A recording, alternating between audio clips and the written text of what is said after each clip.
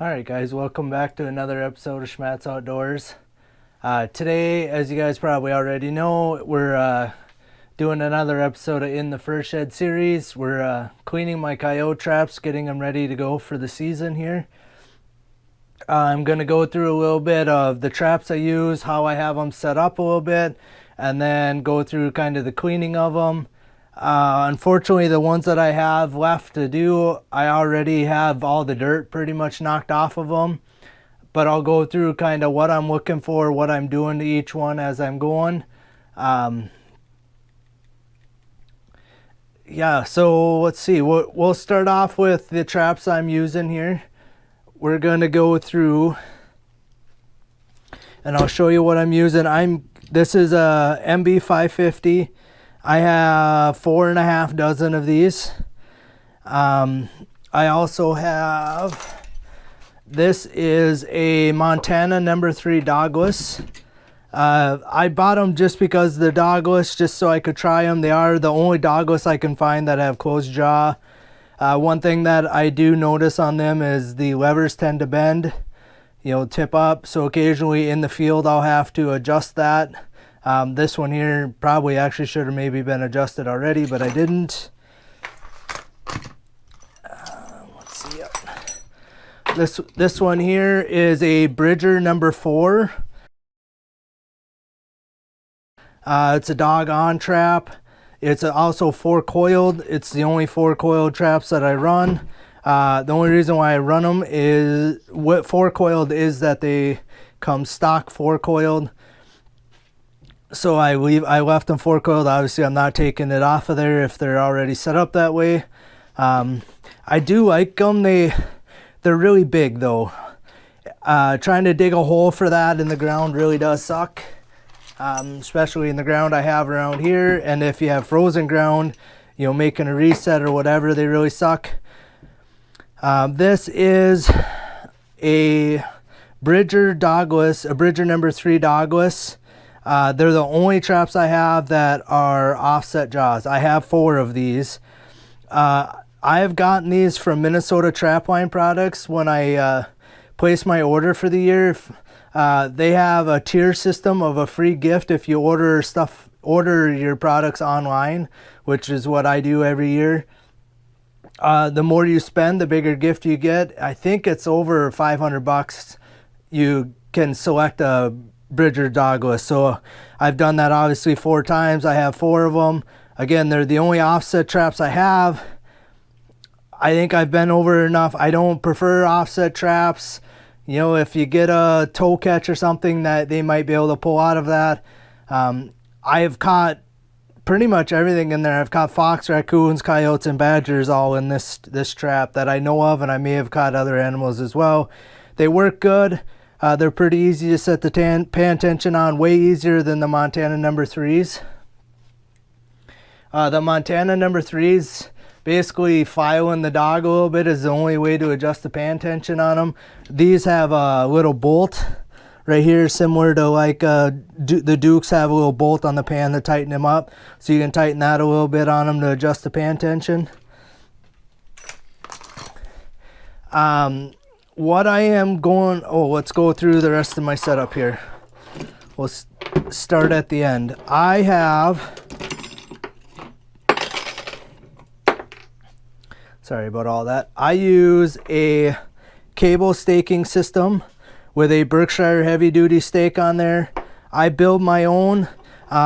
When this thing is pulled from here to this being pulled is about 21 inches long. That is plenty deep for anything that I do here. I also like them that long. I have some 15 inchers that I use for raccoon trapping. They may work. I don't know. You do get the occasional critter that will dig around your stake or wallow your hole out around your stake. I prefer to have them in a little deeper. Also, if I do hit a rock or something like that, I know that these are gonna, even if they don't go in 100%, the 21 inches, I still know if they're in 15 plus, I'm still getting a strong enough hold. Again, I make them myself. The cable's fairly cheap. I have a bench swager and a hand swager, and then I just buy the stake plates. They're fairly cheap. I buy them 100 at a time, and I made 100 of them. Basically 2 years ago I made 100 of them, and as I need to, I just replace them and I throw them away. I'm looking, when I'm scanning them over, I'm looking at the plate itself, that it's not bent. I'm looking at the cable, how it kind of kinks it where it goes around. Just make sure that doesn't look too frayed, kinked, rusted, anything like that. And then I'm looking at this end of it as well up here to make sure that, like, when I pull them with my stake puller, that that's not kinked or frayed or anything there. Twisted, anything like that. Once in a while, you know, you will get one that will twist the cable on you. I'm also checking my ferrules to make sure that they're both still crimped, that the cable didn't slide. All right, to attach my chain, I use the giant split rings. I like them. The only thing that I do is I inspect them every year, just make sure that they're still shut. Like this one here is crimped shut for a ways that way, and that one's pinched shut. I haven't had any trouble with a coyote getting them open during the season. Then what I do on all my traps, I leave the stock chain on my traps. So on all these other ones here, just straightening them out here for you so you can kind of see. So from here to here is the stock chain, from there to here is the stock chain, and here to here is the stock chain. I have replaced some of the swivels. This one here hasn't been switched out. That was the original one. I actually took it off and for some reason switched directions on it. And then on my MB-550s, the stock chain, MB crunch proof swivels. If I need to replace any swivels, I replace them with MB crunch proof swivels, and I use MB J hooks that are basically for the crunch proof swivels. And then, so stock chain length, I need to have my traps tagged in Minnesota where I trap here. So there's my name tag. I fold it around that swivel on all my traps, just above my shock spring. I've never had any, I've had them fall off once in a while, and more though that I didn't bring them up here, that more so they get chewed on and they'll chew them up. I prefer them here. The trap would be okay, but I feel like the animal drags this around all the time and is constantly banging this on the ground as they're running around. Where this is just kind of sliding around, I feel like, on the ground. And then here you're obviously, you know, staked hard to the ground here, so this is going to be in constant contact with the ground. I feel like there's more of a chance here and here of them falling off than there is here. So I add a J hook. I add a JC counter shock spring on there. I know some guys say that you don't need the shock springs on there. I really do like them. They do give me 6 inches roughly more of chain length. They also give me the opportunity to add another swivel, 2 swivel points. So you're adding a swivel point here and a swivel point here. And then again, there's a MB crunch proof swivel. So it's giving me 2 more swivel points. To me, this is for the comfort of the animal, not necessarily to help your catch rate. This has nothing to do with catching an animal. This has everything to do with catching the animal. But once they're in here, I want them to be comfortable. More times than not, I'll come up on coyotes, and until you get fairly close, I've seen them sleeping, curled up in a ball sleeping. Raccoons, the same thing. These traps typically don't hurt the animal. They don't tear up the feet, and I give some of that to the shock spring on there. I feel like if they can feel that jerking hard and it starts tearing up their feet, they're going to keep jerking on it, trying to, you know, get out of it because it's hurting them. So I feel like this benefits that. I also do think that it helps, one, them not pulling on my stake quite so hard, because this is going to give a little bit. But also, if you do get a marginal catch, I know everybody is a perfect trapper, myself included, and never lose animals, even though last season I lost one right in front of my face, run away on me. But if you get a toe catch with any trap, I don't care if you're using MBs, you're using offset traps, anything like that, you get toe catches on there, To me, if this is held, if the shock spring is just a little bit of give that helps them not tear their toe off or not be able to pull their toe out of my trap, and it saved me one coyote, it's worth all the shock springs I put on all of them. And again, they're long-term investments, so it's not like I'm having to repay for these every year. They're fairly expensive to put them on. I put them on every trap. I consider myself short chaining, so I like them on there short chaining just so they're not pumping hard on my stake. Otherwise, I feel like, you know, you could be jerking and jerking and jerking. If you only had the 8 inches of chain that comes with this, that coyote can pull straight up and down on that trap, pull and jerk, constantly jerking on your trap stake. I feel like that shock spring, it just gives it a little bit of cushion and a little bit of extra length, so they got to get up that much higher in order to pull on it, or they got to, you know, they can run side to side.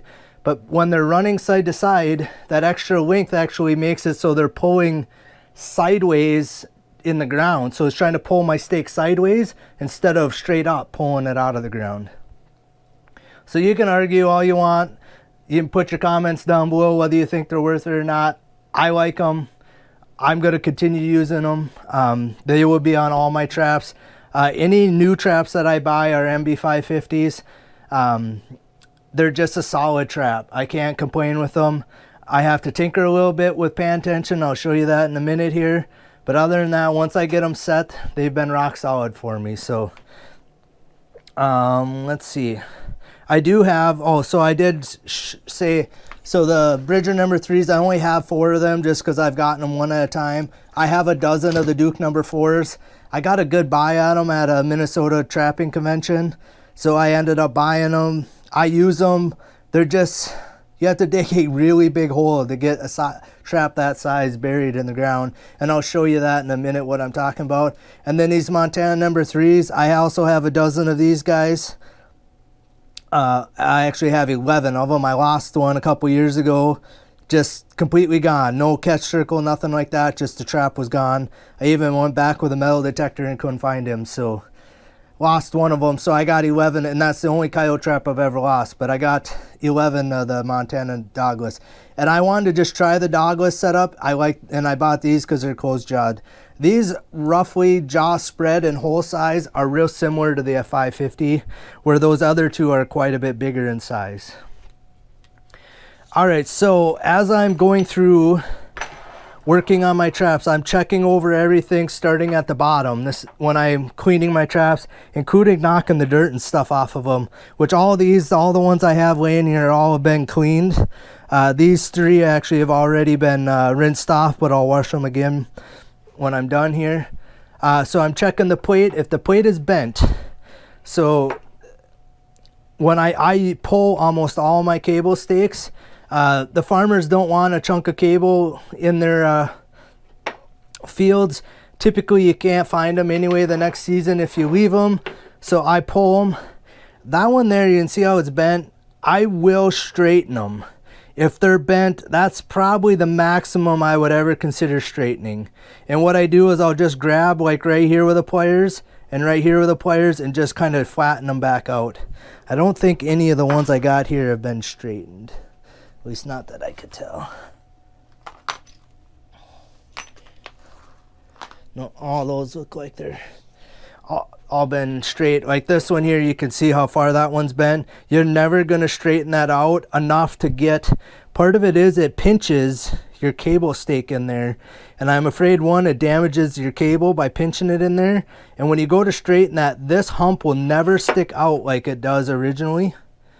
You'll never stick out that far, and it won't swivel on there like it needs to when you go to set your shock spring.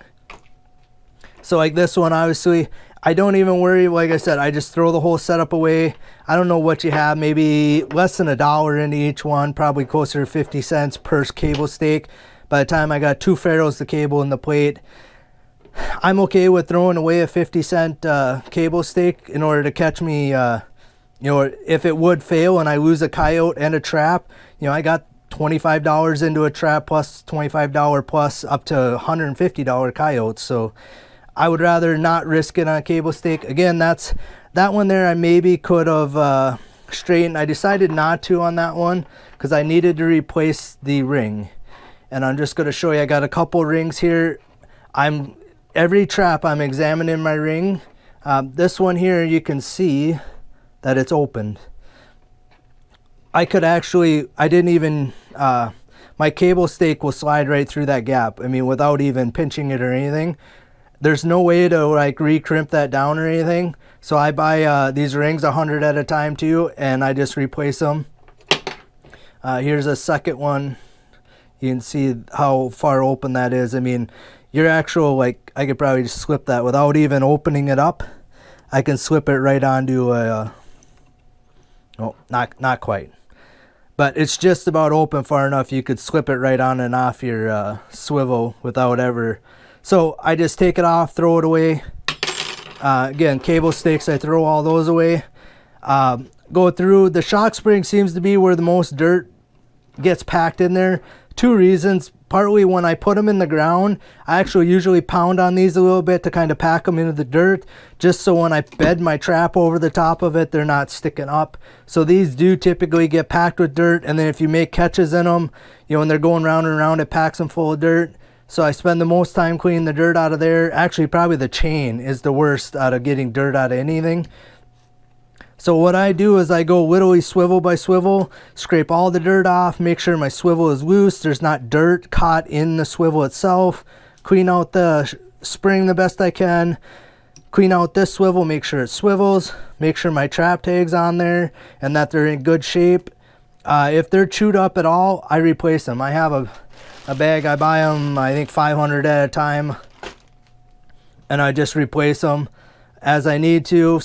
I did have a couple traps this year that actually my trap tag was gone, so I actually did lose them during the season, which I'm going to have to pay more attention to that because those traps were actually probably set illegal without having the tag on there. I'm sure the tag was in the catch circle someplace, I just didn't notice that they were gone. So after I make catches, I need to make sure that that's on there.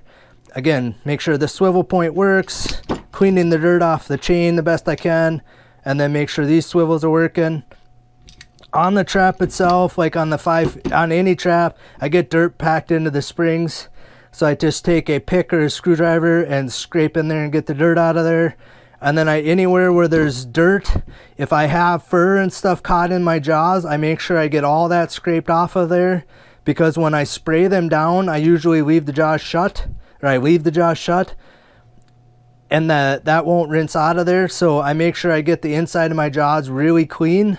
And I set them and then I do that. And then it just go and anywhere there's dirt on there, basically try and scrape as much of it off. The other thing that I have, so to set the pan tension, I use a Sullivan trap tester. I actually have two of them because my original one, I didn't really think it was right, but it's almost identical to the brand new one that I have. So I use either one of those. And then when I'm setting them over and over again, what I have is a set of Bridger setters. And even though they're Bridgers, they have two different size ends. So that side's a little smaller than this side. The smaller side slips right on the 550s. So I use, when I'm going through and I'm setting them off with my setter, or my tester, I'm using these to set them, and I probably am actually going to throw these in my bag for like the opening couple days of the season. When I'm setting a ton of traps, it's really saves on your hands trying to, you know, push on the levers and get them, you know, I can use my arm to, here, I'll actually set this one so you guys can kind of see what I'm doing. So I just slide it on here. And then I use my arm to push on one side. That way I got my hand free to run the dog, the pan, everything else. And then they just slide right off. So when my trap is set open like this, that's when I scrape all the dirt off of the inside of the jaws. Again, this one looks like I have it pretty clean already. All right, I also made, this is just a 4x6 timber. I cut a groove down the middle of it, just took the saw and then a chisel and just knocked the middle out. And then I drilled 2 holes And that spacing is identical to these 2 bolt heads on the 550. So when I'm setting them, those 2, they set right in there nice.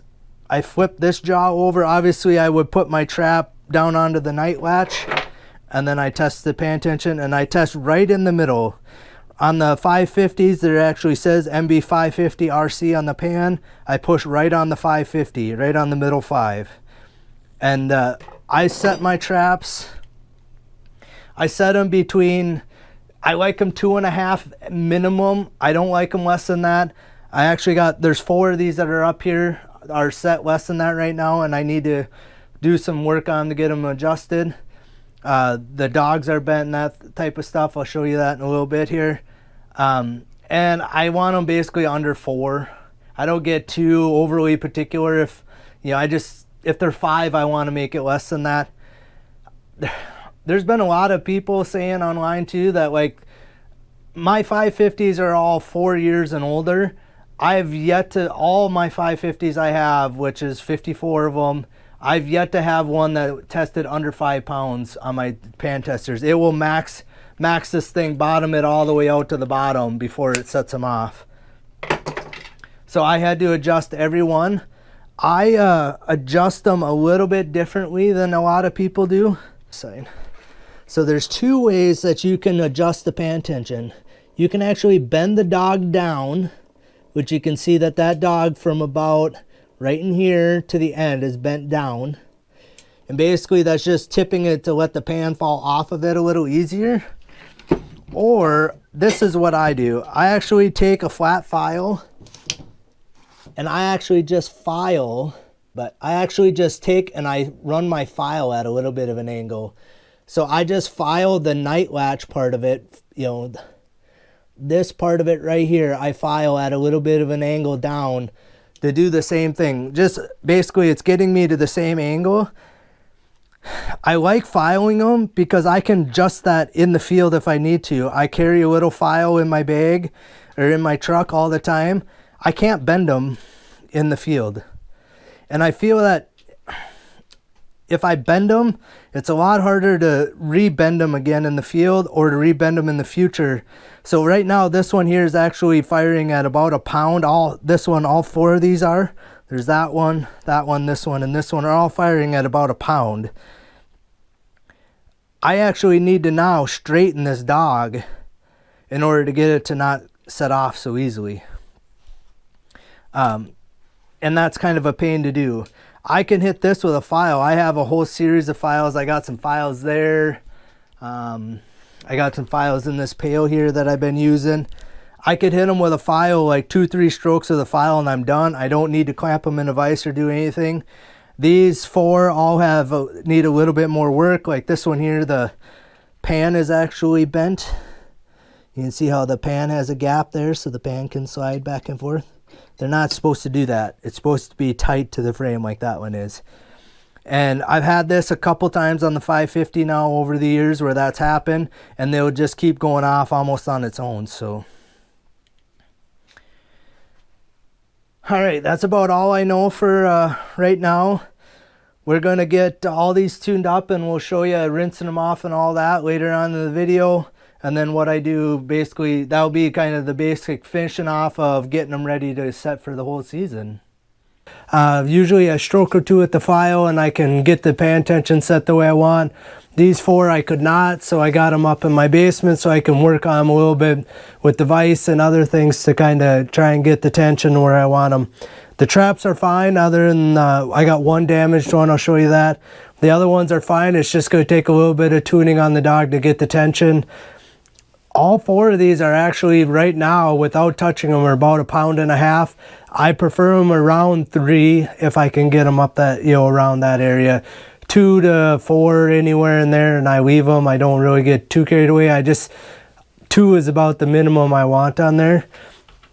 So I'll go through the 4 that I got here. So the first one here, you should be able to see that that dog is bent. Again, I could not adjust it with the file down by my trapping shed, so I may have to just straighten that dog out a little bit to get my pan tension back up where I want it. This one here, the dog seems to be perfectly straight, but I can't get it to set. This one here, I can get it to set and it almost goes off in your hands.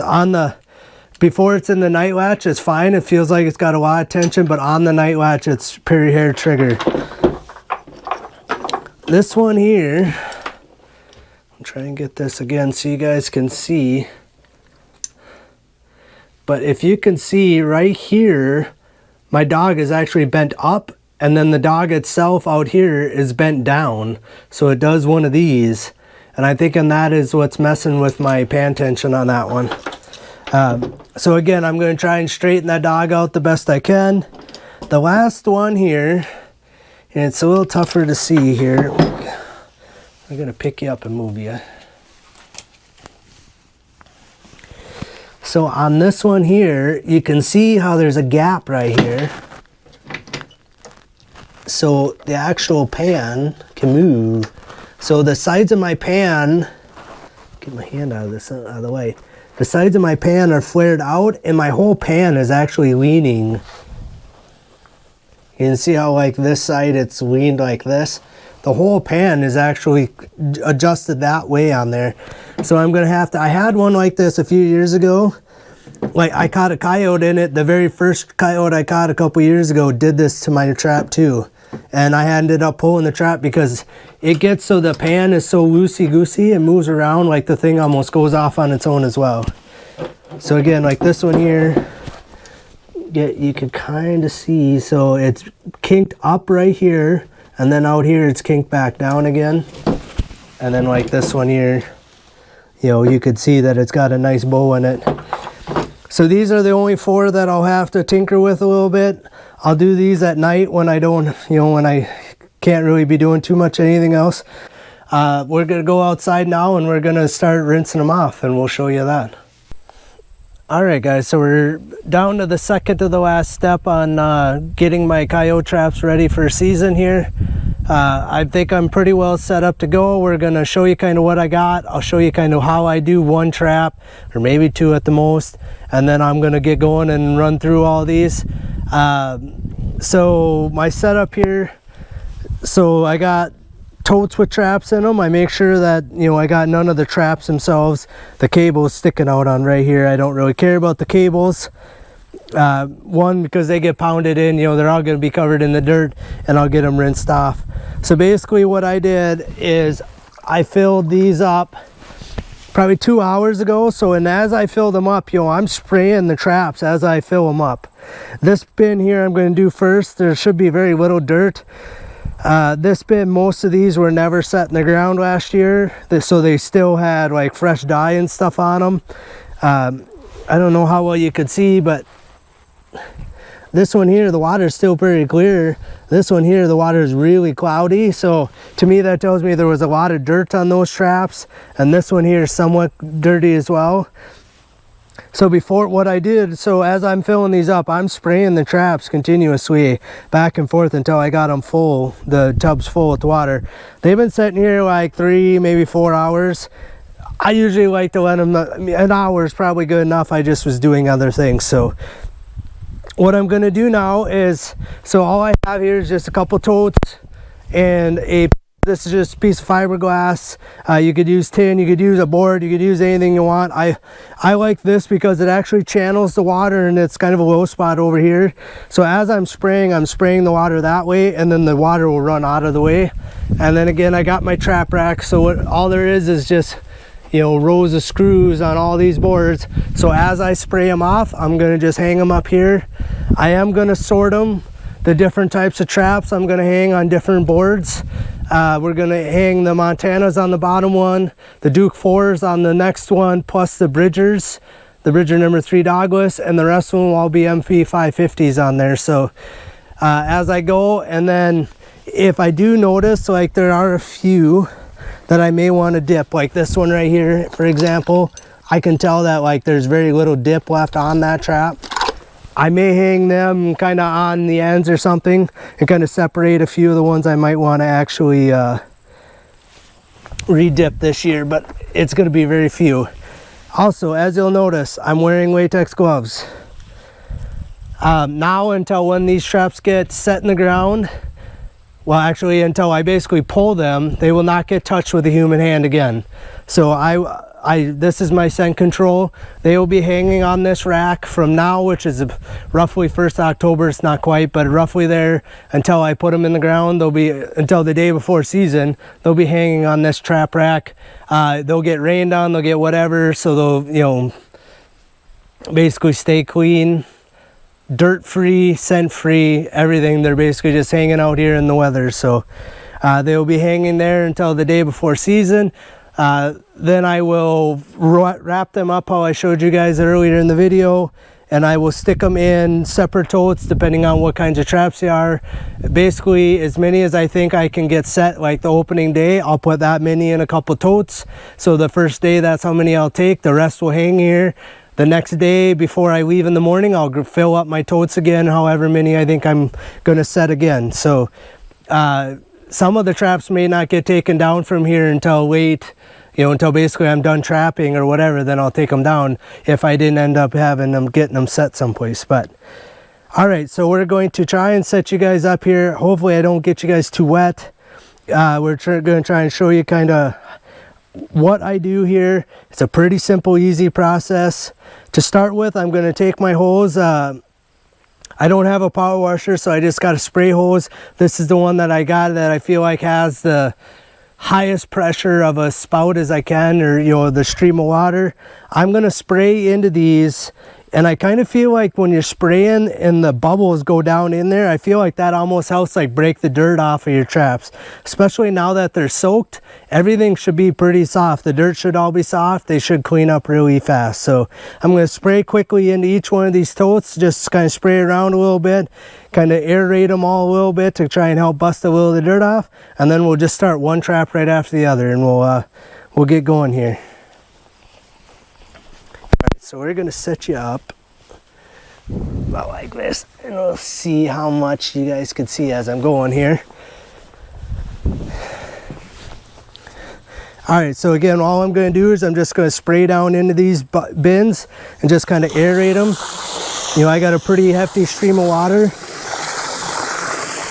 So I'm basically just going around the box a little bit, a few times. Also, what it's doing is it's pushing any floating debris, it's pushing it out off of that corner over there. That's the lowest spot. I got them all set so they slope that direction.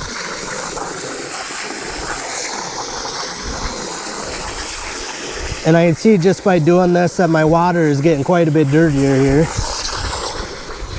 as it kind of is stirring up all the water and spraying that much more off of the traps. All right, so we're just gonna start with the first one. So what I'm gonna do is I'm gonna unwrap him. We're gonna start with the cable stake. Spray off that. And then we're basically gonna work myself from the chain end here. I'm gonna work myself up to the trap. I'm going to do the bottom of the trap first, and then I'll flip it over and do the top of the trap. And I do the same process every trap, that way I know they all are getting sprayed off. Alright, so I'm spraying down into my shock spring here, making sure that that gets cleaned out. Again, these traps, this is one that didn't end up getting set last year. So there's very little dirt on it, going right up the chain. Again, the bottom of my trap, bottom of the pan, underside of the jaws. Anything I can get at, I'm shooting into the springs. These are 4-coiled, so I'm going into into the springs, because a lot of dirt gets packed in those springs, and it's hard to get it scraped out of there. I'm wearing my basically rain pants, and I got waterproof boots on just to keep me dry. My shirt, my hat, and everything will be all wet by the time I'm done. All right, we're gonna flip it over, do the top.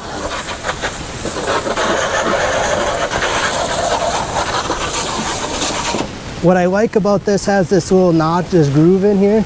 That actually works really nice, because you can get the chain laying in there. Here, I'll show you guys. So this little groove that's in this piece of fiberglass here works really nice because that chain sits down in there really nice. And then, grab my spray nozzle. I can basically start at the top and I'm going right down the chain all the way up to my trap. All right, so just like that. Set you guys back up over here quick.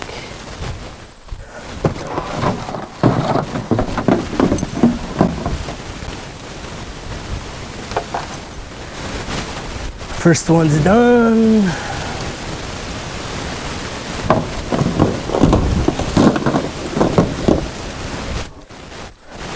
So again, we're going to start with the stake end.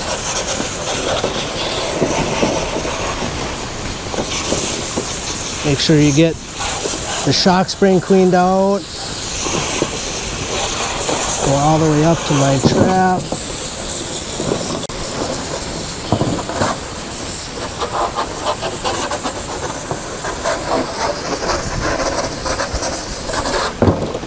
Flip her over, do the top side.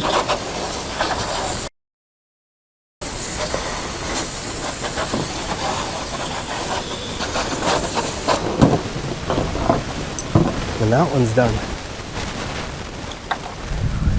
All right, like I said, I'm not gonna make you guys stand here and watch me just spray traps off for the next couple hours. If I notice anything interesting, I'll turn you guys back on. Otherwise, when I get close to being done, I'll turn you guys on to show you kind of what I got going on. But yeah, so I won't touch these traps again with bare hands until I put them in the ground. Well, actually, until I pull them out of the ground, because I set with these same latex gloves. These are milking gloves. I set with these same gloves. I use one pair of gloves per set. I bed my trap, everything. I bait and wear my set, and then I pull the gloves off. I use a brand new pair for the next set. Any of these that I need to dye, I'll go through kind of in the next clip or whatever. If I do find some that I probably want to dye, I will dip them the same way I dip my traps in one of my last videos, so I'm not going to show you guys all that on this video again. It's a pretty simple process. I just use ice cream pail and speed dip, and dip them a couple times and hang them back up, and they'll hang here until they're ready to go on the ground. But all right, we'll shut you guys off and we'll turn you guys back on when I'm close to done. All right guys, so I made it through all the traps here. Got my 3 totes are completely empty. What I'll do now is I'll just dump the water out and spray them out. I'll spray that off. The 2 totes underneath it I'm going to spray out. What we got, so right here there's 4 Bridger number 3 dogless right there, and then in the back there is a dozen Montana number 3 dogless.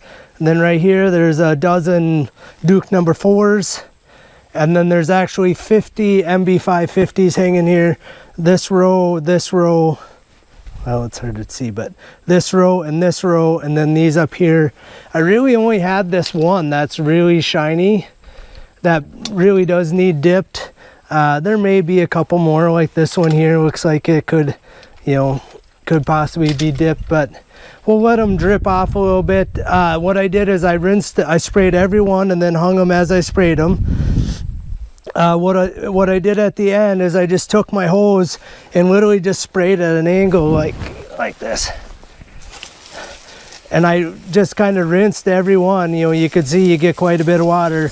And what I'll do is about every weekend, maybe even twice a weekend, I'll come down here and do this.